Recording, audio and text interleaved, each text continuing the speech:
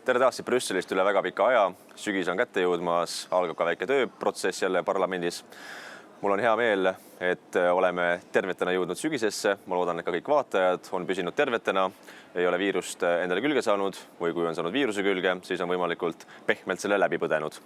Sest nagu ütles ka Tartu Ülikooli uuring, mis suvel tehti, et tõenäoliselt 90% inimestest üldse ei tunnegi mitte midagi koroonaviirusega seoses, kes on seda siis tegelikult edasi kandmas. Kuid sellest hoolimata, hoidke tervist, oleme ettevaatlikud, kanname maske, nagu meie peame siin kandma Euroopa Parlamendis, kogu aeg maske, välja arvatud juhul muidugi, kui sa kõnet pead või midagi salvestad, nagu praegu. Kuid üldiselt on siin väga tugevad sellised ennetuslikud turvameetmed, et millist liini pidi võib käia, kust tuleb käsi desinfitseerida, avalikus kohas tänavatel tuleb maske kanda Belgias, kuna nakatumine on siin natukene tõusnud, kuid teeme kõik selleks, et ise seda viirust ei saaks ja ei tooks ka seda kodumaale. Natuke Euroopa Parlamendist. Kindlasti on ka suvel siin mitmed asju juhtunud. Olete kindlasti ka saanud palju meediast lugeda teatud arenguid Euroopa Liidus. Loomulikult üks suurimaid asju on planeeritav majanduspakett, ehk siis võtta hiigellaen 750 miljardit eurot, millega luuakse esmakordne pretsedent, millega Euroopa Liit saaks õiguse võtta liikmesriikide nimel hiigellaen ilma teadmata, kuidas see tagasi makstakse. Ehk siis võtame laenu ja mõtleme siis 30 aasta jooksul, kust tuleb raha, et see tagasi maksta. Ja loomulikult põhialternatiiv tagasimaksmiseks on uued maksud. Ehk siis üle-euroopalised maksud, mida pole ka siiamaani varem tehtud, kuid nüüd tahetakse väga tugevasti seda läbi suruda.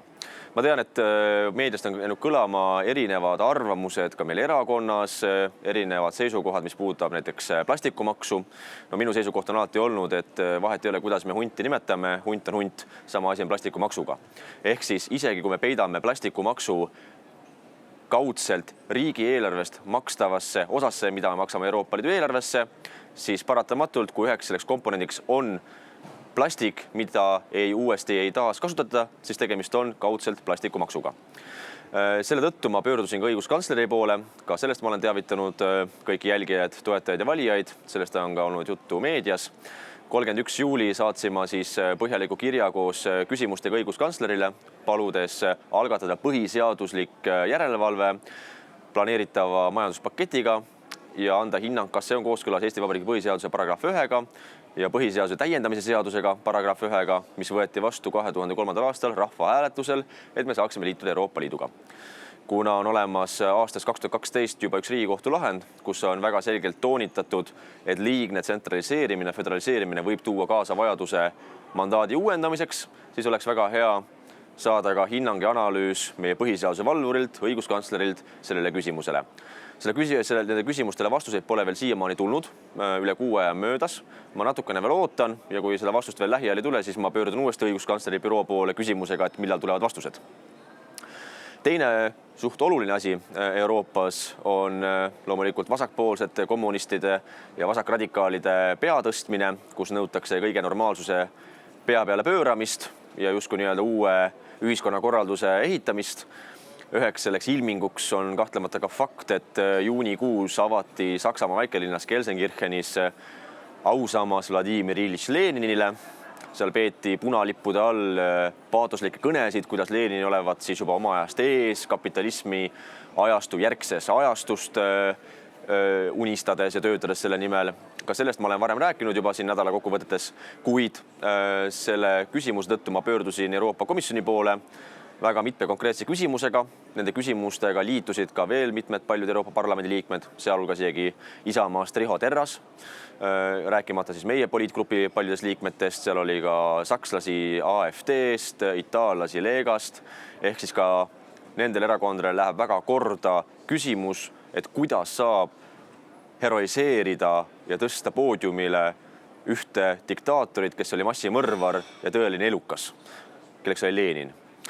Saatsin need küsimused, et kuidas Euroopa Komisjon suhtub sellesse, et Euroopa südames Saksamaal hakatakse heroiseerima Leninit, kas komisjon on plaanis ka teha mingisugune avaldus selle vastu. Ja 20. augustil tuli siis lakooniline vastus Euroopa Komisjonilt nendele küsimustele, kus põhimõtteliselt ei öeldud mitte midagi. Te saate selle vastusega ja nende küsimustega, mis oli esitatud, tutvuda ka minu sotsiaalmeediakanalites, Facebookis. Ma panin need just alles ka ülesse ja saate anda oma hinnangu, et kui normaalne on see, et Euroopa Komisjon väldib igasugust kriitikat või seisukohavõttu sellele, et vasakradikaalid on justkui nii-öelda ajalugu võltsimas, ümber kirjutamas ja üles tõstmas poodiumile Leninit. Lisaks veel siis käesolevast nädalast, kuna see nädal on nüüd esimene peale suve siin Brüsselis, ma tulin teisipäeval siia, täna on neljapäev, hetkel on siin kohaliku aja järgi natuke kell 4 läbi ja kohe peale selle video tegemist tõttan ma lennujaama, et tagasi lennata Tallinnasse. Põhiline tegevus on siin olnud see, et oli täna hommikul siis teada-tuntud migratsioonikomisjoni koosolek, kus läbi videosilla siis andis ülevaate Saksamaa eesistumise prioriteetidest Saksamaa justiitsminister. Muidu tore proua ja rääkis kena juttu, aga ühtegi nii-öelda konkreetset vastust ta näiteks minu küsimusele ei andnud, kuna seal väga palju heietati komisjoni istungil ja need erinevate poliitgruppide esindajad, küll nad ründasid Poolat ja Ungarit rule of law ehk siis õigusriigi olukorra pärast. Küll seal hädaldati siis vähemuste kaitse eest, küll seal kiruti Poola LGBT free zone ja nii edasi. Mina tegin oma lühikese küsimuse hommikul, et kuidas on siis demokraatia austamisega Poolas ja Ungaris, kui järjepidevalt mitmetel valimistel on need võimuparteid nendes kahes riikides saanud meeletu rahva toetuse. Ehk siis siiamaani Euroopa Liidus ei ole ju öeldud, et valimised Ungaris või Poolas on olnud ebademokraatlikud või et nad pole arvestatud tõsiselt võetavatena. Ehk siis me tunnistame nende valimisi. Ja valimistulemuste põhjal näiteks Poolas eelmistel valimistel sai õigus ja õiglus erakond 43% häältest. Enamuse sai kätte Fidesz Ungaris, Viktor Orbani partei. Siis mu küsimus oligi justiitsministrile Saksamaalt see, et kas me siis rullime siin Euroopa Liidus või Euroopa Komisjonist üle nende rahvaste tahtest, kes on valinud just nimelt need erakonnad ülekaaluka võidutulemusega neid riike juhtima. Et kas siis, kui valimistulemus nendes riikides ei ole Euroopa Komisjonile või vasakpoolsetele Lääne-Euroopas meeldivad või sobivad, siis see demokraatia ja valimistulemused ei loegi justkui mitte midagi. Seda küsimust saate te kindlasti varsti kuulata ka minu sotsiaalmeediakanalites. Ma olen seda ette valmistamas siin koos subtiitritega, kuid vastust sellele küsimusele ei tulnud, lihtsalt libiseti üle.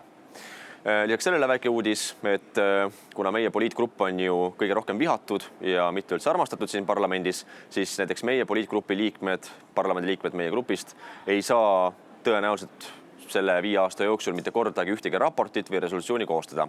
Kuna siin rakendatakse meie puhul ju seda kurikuulsat väljendit cordon sanitaire, sanitaarkordonit, sest meie oleme need peade lõikajad ja kõrilõikajad ja jubedad inimesed.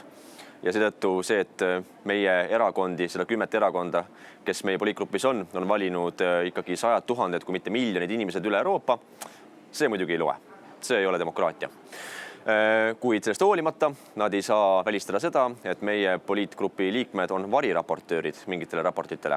See küll väga suurt sõnaõigust või võimu ei anna, kuid annab vähemalt jälgida mingite raportite koostamist, neid arenguid, teha muudatusettepanekuid ja siis võtta sõna plenaaristungil nende teemade juures natukene pikemalt, kui muidu oleks võimalik. Ja lihtsalt eile või üleeile ma sain siis variraportööriks ühele raportile, mis on juba peaaegu valmis, milleks on siis Euroopa Liidu ja Aafrika Liidu strateegiline koostöö ja tulevik. Nii et üritame siis rõhutada mitmeid punkte, mis on meile olulised, näiteks Lõuna-Aafrikas vohav rassism inimeste vastu, kes ei ole siis tumedad või mustanahalised või teist värvi, vaid on valged paraku. Farmerite vastu, keda iga aasta tapetakse 10, vohav vägivald rassilisel alusel, kuna valged on seal vähemuses ja vihatud. Et kui me räägime Aafrika Liiduga koostööst, siis tõstame üles siis need humaansus ja inimõiguste küsimused Aafrikas, mis peaks ju Euroopa Liidule kõige rohkem muret valmistama, et ärme ole silmakirjalikud. Sellega ma arvan, see nädal on siin ka lõppemas. Järgmine aldu olen uuesti tagasi tulema esmaspäeva õhtul ja kuni järgmise nädala neljapäevani olen Brüsselis. Vaatame, mis siis siin toimub. Seniks aga ilusat suve jätku, loodame, et tuleb vananaiste suvi ja püsige terved ning nautige veel soojasid ilmasid. Aitäh teile ja taas kohtumiseni!